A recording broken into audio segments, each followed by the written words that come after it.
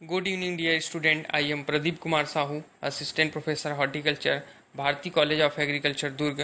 तो आज का हमारा कोर्स टाइटल है production technology for ornamental crops, medicinal and aromatic plants and landscaping. तो आज हम पढ़ेंगे कि सुगंधित पौधों से, एरोमेटिक प्लांट से सुगंधित तेल निकालने की वाष्प आसवन विधि या डेस्टिलेशन मेथड्स जो है, और उसका भंडारण किस प्रकार करते हैं, स्टोरेज किस प्रकार करते हैं, आज इसके बारे में हम लोग चर्चा करेंगे। तो हम जैसे सभी जानते हैं कि मेडिसिनल या एरोमेटिक प्लांट से ऑयल एक्सट्रैक्शन किया जाता है, डेस्टिलेशन किया जाता है। तो हम कौन सी विधि जो है उसका प्रयोग में लाते हैं, कौन सी मेथड हमारे लिए सबसे सस्ता रहेगा, कम कॉस्टली रहेगा और उपयुक्त रहेगा, इसके बारे में हम लोग चर्चा करेंगे कि सुगंधित पौधों से एसेंशियल ऑयल कैसे निकालते हैं, कौन से मेथड्स यूज़ करते हैं। तो हम इसको आगे बात करते हैं कि जैसे हम सभी जानते हैं कि प्राकृतिक संसाधन से भरपूर जो है हमारी छत्तीसगढ़ राज्य की भूमि जो है एवं जलवायु इन फसलों के लिए, औषधि एवं सुगंधित फसलों की खेती के लिए सबसे उपयुक्त, फेवरेबल या सूटेबल स्थान है। राज्य के उत्तर में पर्वत एवं दक्षिण के पर्वत के पठार इन प्राकृतिक औषधि एवं सुगंधित पौधों के लिए प्रसिद्ध है। वैसे हम सभी जानते हैं कि छत्तीसगढ़ को धान का कटोरा कहा जाता है, लेकिन पिछले कुछ वर्षों से कृषक को धान से उतना फायदा नहीं हो पा रहा है जिस अनुपात में होना चाहिए। अतः छत्तीसगढ़ के कृषकों को फसल विविधीकरण, क्रॉप डाइवर्सिफिकेशन करने की सलाह जो है उचित समय पर दी जा रही है, जिससे धान के अलावा जो है उन फसलों को भी लेना हमारे लिए उचित होगा, जिससे किसान को अधिक उसके उत्पाद का मूल्य जो है मिल सके एवं प्रति इकाई क्षेत्र से अधिक लाभ मिल सके, जिससे छत्तीसगढ़ के कृषकों की आर्थिक एवं सामाजिक स्तर की क्षमता जो है बढ़ सके, उसको अच्छा उत्पादन मिल सके, उसको उत्पाद का अच्छा मूल्य प्राप्त हो सके। छत्तीसगढ़ के कृषक अब इन औषधि एवं सुगंधित पौधों की उत्पादन में रुचि भी ले रहे हैं, लेकिन कृषक को अभी इन पौधों के बारे में तकनीकी जानकारी नहीं है, जिससे कि उनको विकसित पौधों की उपलब्धता नहीं हो रही है, उत्पाद के गुणों की विवेचना भी ठीक प्रकार से नहीं हो पा रही है। अतः इन उत्पाद का कटाई के बाद किस प्रकार से प्रसंस्करण, प्रोसेसिंग करना है, इस प्रकार की जो तमाम बातें हैं उन तक के पहुंच नहीं पा रही हैं और इसकी जानकारी भी नहीं है। अतः हम चाहते हैं कि कृषक को इन औषधि एवं सुगंधित पौधों से लाभ तभी मिल सकता है जब हम उपरोक्त बातों का वैज्ञानिक तरीका जो है मालूम हो, इसके कल्टीवेशन से संबंधित हो, इसके कल्चरल प्रैक्टिसेस से संबंधित हो। इन सभी बातों की जानकारी होना जरूरी एवं आवश्यक हो जाता है। शुरू से ही हम जानते हैं कि छत्तीसगढ़ राज्य को हर्बल राज्य का एक दर्जा मिला हुआ है, हर्बल स्टेट की हम इसको संज्ञा देते हैं। तो हमारे राज्य में प्रचुर संसाधन है, खनिज संपदा से हो, वन संपदा से हो, औषधि पौधों से हो, या दवाई या मेडिसिन्स के हो, या जड़ी बूटियों से संबंधित हो। तो हर्बल स्टेट का दर्जा हम इसीलिए दिए हैं कि हमारे राज्य में सभी प्रकार की औषधि सुगंधित पौधों की खेती जंगलों में पहले से पाई गई है, जिनको हम आइडेंटिफाई करके, जान करके उसका हम औषधि उपयोग अपने दिन प्रतिदिन की होने वाली बीमारी या डिसीज में, विभिन्न प्रकार के रोग में उसका उपयोग जो है हम लाते हैं। तो सुगंधित पौधों का प्रसंस्करण प्रौद्योगिकी में सुगंधित पौधे जिससे आसवन से वाष्पशील सुगंधित तेल प्राप्त होता है, ऑयल प्राप्त होता है, किसान जब व्यावसायिक दृष्टि से लाभ प्राप्त करता है तो सुगंधित पौधे जैसे लेमन ग्रास, नींबू घास, रोजा घास, सिट्रोनेला घास, पचौली, खस, वेटिवर एवं मेंथा की खेती करता है, तब उसे खेत में एक क्षेत्र आसवन या वाष्प आसवन की आवश्यकता होती है। इन फसलों का आसवन करने से सुगंधित वाष्पशील तेल प्राप्त होता है, जिसकी बाजार में अच्छी मांग, डिमांड है पूरे विश्व बाजार में। अगला है हमारा कि वाष्प आसवन जो संयंत्र की स्थापना हम कैसे करें।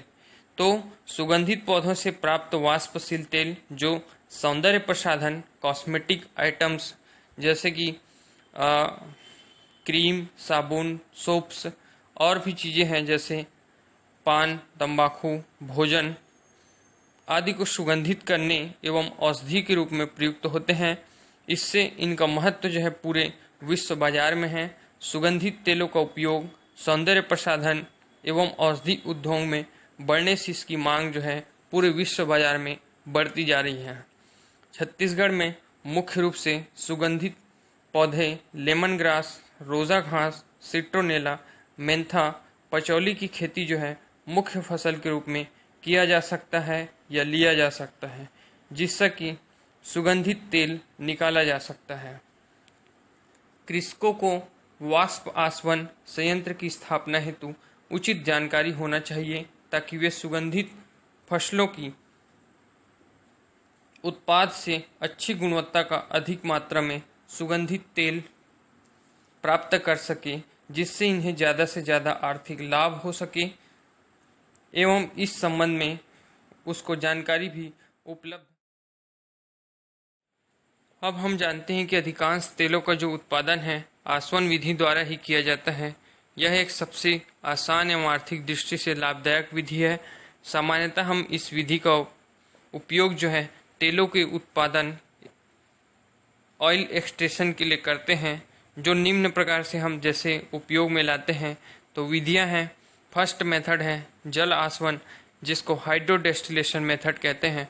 सेकंड है क्षेत्र आसवन जिसको वाष्प एवं जल distillation, steam and water distillation both दोनों का वाष्प भी रहता है प्लस जल वाटर भी रहता है, तो वाष्प एवं जल डेस्टिलेशन मेथड भी कहते हैं।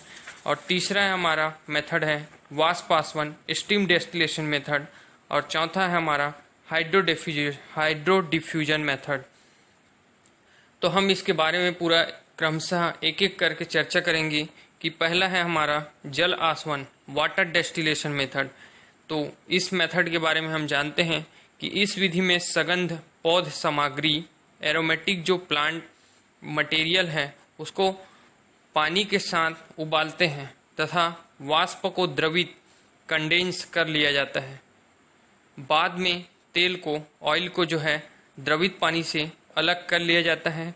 जल आसवन पद्धति में वाटर डेस्टिलेशन मेथड में पौध सामग्री जो है सदैव पानी के संपर्क में रहता है।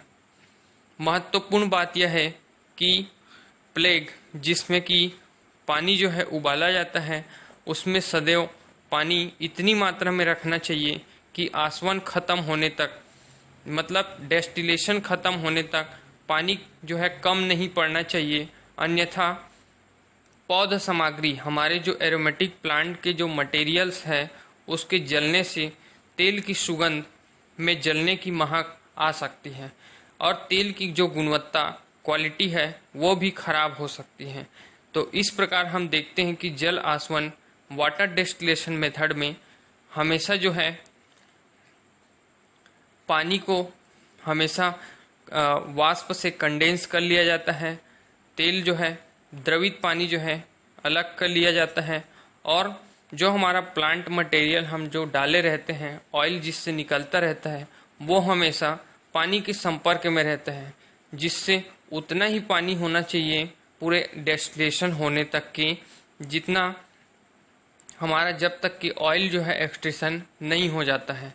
अन्यथा अगर किसी भी प्रकार से पानी की कमी हो जाएगी या कमी होगा तो प्लांट मटेरियल जो है पानी के अभाव में इन प्रॉपर वे में जल सकता है, जलने से गंध आएगा और वही गंध जो है हमारी तेल की गुणवत्ता को खराब कर देगा। ये हम महत्वपूर्ण बात ध्यान में रखते हैं वाटर डेस्टिलेशन मेथड में। अब हमारा दूसरा मेथड है क्षेत्र आसवन। तो क्षेत्र आसवन जो है यह भी एक वाटर डेस्टिलेशन मेथड्स की एक विकसित इकाई है, इसका एक यूनिट है। इसमें मुख्य 4 भाग होते हैं, जैसे पहला है टैंक, कंडेंसर, रिसीवर एवं भट्टी। टैंक जो है प्रायः माइल्ड स्टील या स्टेनलेस स्टील के बने होते हैं। टैंक के निचले हिस्से में पानी रहता है जिसके ऊपर जाली रखी जाती है। तथा जाली के ऊपर जो है पौध सामग्री को भरा जाता है। टंकी को एक बैगर पाइप या कंडेंसर से जोड़ दिया जाता है। भट्टी को जब गर्म करने के लिए इसमें खरपतवार तथा आसवन के पश्चात बची हुई पौध सामग्री आदि जलाई जाती है, जिससे कि ईंधन की काफ़ी बचत होती है तथा उत्पादन का खर्चा भी कम हो जाता है। तो हम देखते हैं कि क्षेत्र आसवन जो विधि है बहुत ही सस्ता विधि है, कम कॉस्टली है और इससे जो है एरोमेटिक ऑयल का एक्सट्रेक्शन जो है हम कर सकते हैं। तीसरा हमारा मेथड है वाष्प आसवन मेथड। वाष्प आसवन स्टीम डेस्टिलेशन मेथड, यह एक विकसित विधि है। इस विधि में आसवन करने के लिए या डेस्टिलेशन करने के लिए उपयुक्त 4 भाग लगते हैं। क्षेत्र आसवन विधि में केवल अंतर इतना है कि इसमें बॉयलर द्वारा जो है भाप स्टीम जो है तैयार किया जाता है और पाइप द्वारा जो है भाप को टंकी में पहुंचाया जाता है, जिससे 2 टंकियों में भाप जो है उसी के थ्रू जाता रहता है। तो पहले जो प्रथम भाप टंकी जिसमें घास भरी रहती है उसको उपयोग किया जाता है और दूसरी टंकी में गोल छिद्र वाली जाली लगी रहती है, जिसके ऊपर पौधों को अच्छा से दबा करके भर दिया जाता है और पाइप जिससे कि छोटे छोटे छिद्र होते हैं तो जाली के नीचे लगा होता है। इस विधि को जो है सुगम बनाने हेतु टंकी के जालीनुमा सिंक या केज रखे जाते हैं। इन सिंकों को पहले से प्लांटिंग मटेरियल द्वारा भर लिया जाता है। क्रेन और चेन पुल्ली द्वारा इन सिंकों को अवस्था में बाहर निकाल दिया जाता है और इन सिंकों में छिद्र पाइप होते हैं जिससे वाष्प अंदर तक के पहुंच जाती है, जिससे वे अच्छी मात्रा में प्राप्त होते हैं। भाप का दबाव अधिक होने से भाप छिद्रों से निकल करके टंकी के पौधों में प्रवेश करती है। भाप के साथ ही तेल जो है कंडेंसर में जमा हो जाता है। वहाँ पर भाप और तेल ठंडे होकर रिसीवर जो टंकी रहते हैं वहाँ पे आ जाते हैं।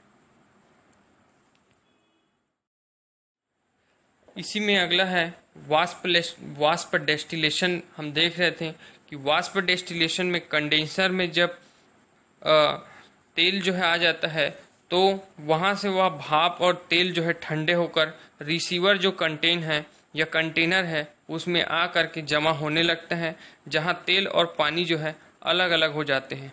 तेल को कांच या स्टील के बर्तनों में इकट्ठा करके भंडारण किया जाता है। इस संयंत्र की विशेषता यह है कि कंडेंसर से बाहर आने वाले पानी को कूलिंग टावर में भेज करके पुनः ठंडा कर लिया जाता है, जिससे पानी का पुनः उपयोग हो जाता है।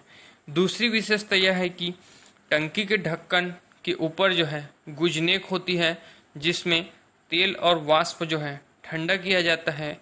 तीसरी विशेषता यह है कि ठंडा करने के बाद इस कंडेंसर से निकला गर्म पानी आवश्यकतानुसार स्ट्रीम बॉयलर में भेज दिया जाता है, जिससे कि हमको ऊर्जा एनर्जी की बचत होती है, कम कॉस्टली लगता है और फिर से हमको भाप तैयार करने की आवश्यकता नहीं होती।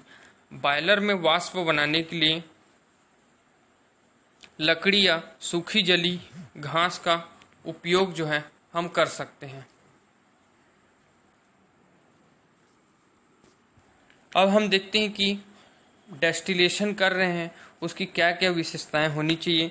तो इस विधि में की विशेषता यह है कि इस विधि से निकलने वाले तेल जो हैं उच्च गुणवत्ता वाले होते हैं, हाई क्वालिटी वाले होते हैं, क्योंकि जो आश्रित की जाने वाली फसल को हम सीधा गर्म नहीं करते, जिससे कि तेल में जलने की दुर्गंध भी नहीं आती है या नहीं आ सकता। तो विभिन्न प्रकार के तेल को विभिन्न ताप और दाब प्रेशर पर उबालते हैं और इस विधि में ताप और दाब को दोनों को जो है हम कंट्रोल कंडीशंस में रखते हैं, नियंत्रित कर सकते हैं और नियंत्रित करके रखा जा सकता है। अब हमारा सबसे मेन चीज़ें हैं कि भंडारण। डेस्टिलेशन मेथड्स जो है, डेस्टिलेशन करने के पश्चात जो है हम ऑयल एक्सट्रैक्शन को किस प्रकार से रखें, कौन से रूम में रखें, कितना टेम्परेचर होना चाहिए, कितना रिलेटिव ह्यूमिडिटी होना चाहिए, इसके बारे में हम जानते हैं कि औषधि या सुगंधित पौधों के एरोमेटिक प्लांट्स की ऑयल का हम कैसे भंडारण करें। तो तेल को भंडारण करने से पहले इसमें नमी रहित कर लेते हैं, मॉइस्चर प्रूफ कर लेते हैं, मॉइस्चर रिमूव कर लेते हैं। इसके लिए एनहाइड्रस सोडियम सल्फेट डालकर पानी या नमी को दूर कर लिया जाता है। सुगंधित तेलों का एरोमेटिक ऑयल्स का भंडारण भली भांति करना चाहिए, जिससे उसकी गुणवत्ता जो है खराब ना हो पाए। तेल का लंबे समय से भंडारण रखने पर कुछ रासायनिक क्रियाएं जैसे पॉलीमेराइजेशन, ऑक्सीडेशन या हाइड्रोलिसिस की वजह से तेल की गुणवत्ता प्रभावित होती है। सामान्यतः हम तेल को स्टेनलेस स्टील या ब्राउन कांच की शीशी तथा एल्यूमिनियम के बर्तनों में भंडारण स्टोरेज किया जा सकता है। जिस बर्तन में तेल रखा जाता है उसमें हवा या ऑक्सीजन के लिए खाली जगह नहीं होना चाहिए, यानी कि बर्तन मुंह तक के पूरा भरा होना चाहिए। धूप और रोशनी, हाई टेम्परेचर और एयर से भी बचाना चाहिए। इस प्रकार जो है तेल का आसवन और भंडारण जो है किया जाता है।